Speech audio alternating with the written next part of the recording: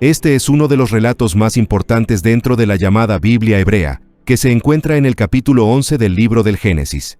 Sobre este tema, como muchos otros, han surgido infinidad de explicaciones, así como relatos adicionales llamados Midrash dentro del judaísmo, que son explicaciones alegóricas y metafóricas sobre los pasajes de la Biblia. El pasaje de Babel lo conocemos desde nuestra infancia. Como sabemos, en Génesis 1 al capítulo 11 se puede entender una clara influencia de la cultura babilónica en la Biblia.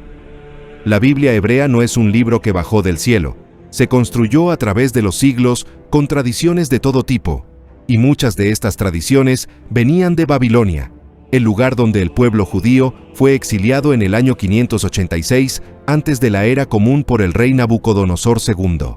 La mitología babilónica fue una gran influencia en el mundo antiguo, especialmente a través del relato de Gilgamesh. La cercanía de Israel con estas tradiciones aumentó durante su cautiverio. La lectura bíblica y el concepto de leyenda etiológica. El relato bíblico de esta torre, que supuestamente subía al cielo, es la Torre de Babel. El pasaje de Génesis 11:1-4 dice: «Toda la tierra hablaba la misma lengua y las mismas palabras, y aconteció que, según iban hacia el oriente, hallaron una llanura en la tierra de Sinar, y se establecieron allí. Y se dijeron unos a otros: Vamos, fabriquemos ladrillos y cosámoslos bien. Y usaron ladrillo en lugar de piedra y asfalto en lugar de mezcla. Y dijeron: Vamos a edificarnos una ciudad y una torre, cuya cúspide llegue hasta los cielos, y hagamos un nombre famoso para que no seamos dispersados sobre la faz de la tierra». El mito bíblico de la Torre de Babel se transformó en una leyenda etiológica. La etiología busca explicar el origen de las cosas.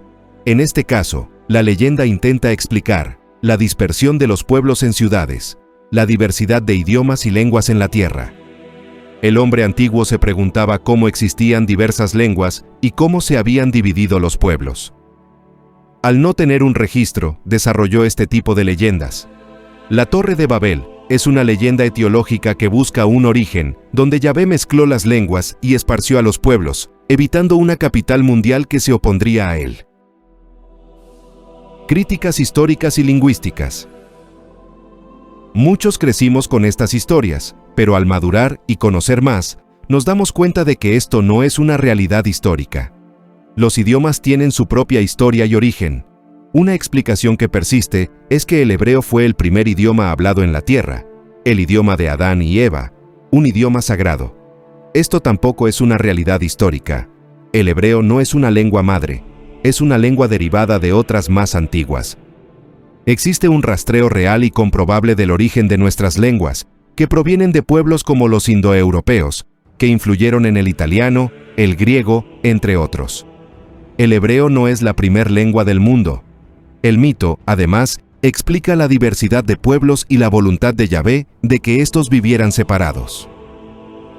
Conflicto de nómadas contra sedentarios y contradicciones.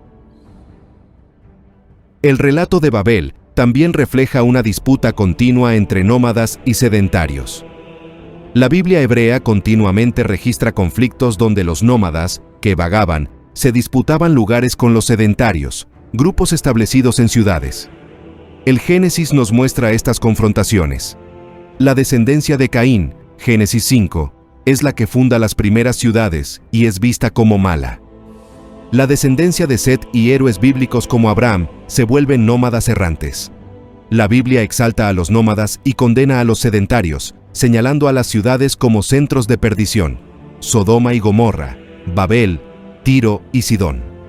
Además, el relato de Génesis 11 es contradictorio a Génesis 10.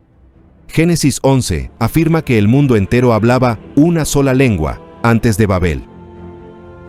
Sin embargo, Génesis 10, que cronológicamente es anterior a la torre, ya describe la división de los descendientes de Noé según sus lenguas, familias y naciones.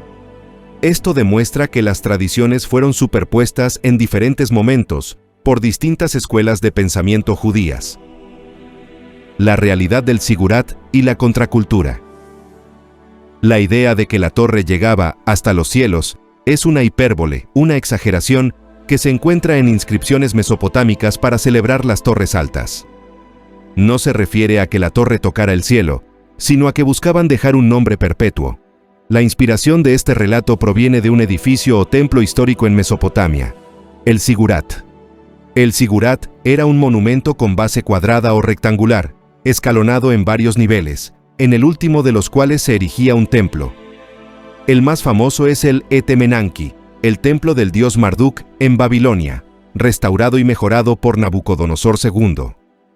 Este lugar, el centro del mundo para los babilonios, impactó profundamente la psique judía tras el exilio. La historia de Babel es un acto de contracultura por parte de los escritores bíblicos. La contracultura es una forma de escribir para humillar o desprestigiar a un imperio enemigo de forma literaria, ya que no podían hacerlo de forma real. En este relato, se destruye la torre más importante de Babilonia. El texto también hace una distinción importante. La torre fue construida con ladrillos, material de Mesopotamia, en contraste con las estructuras de piedra, material de Canaán, de donde surge Israel.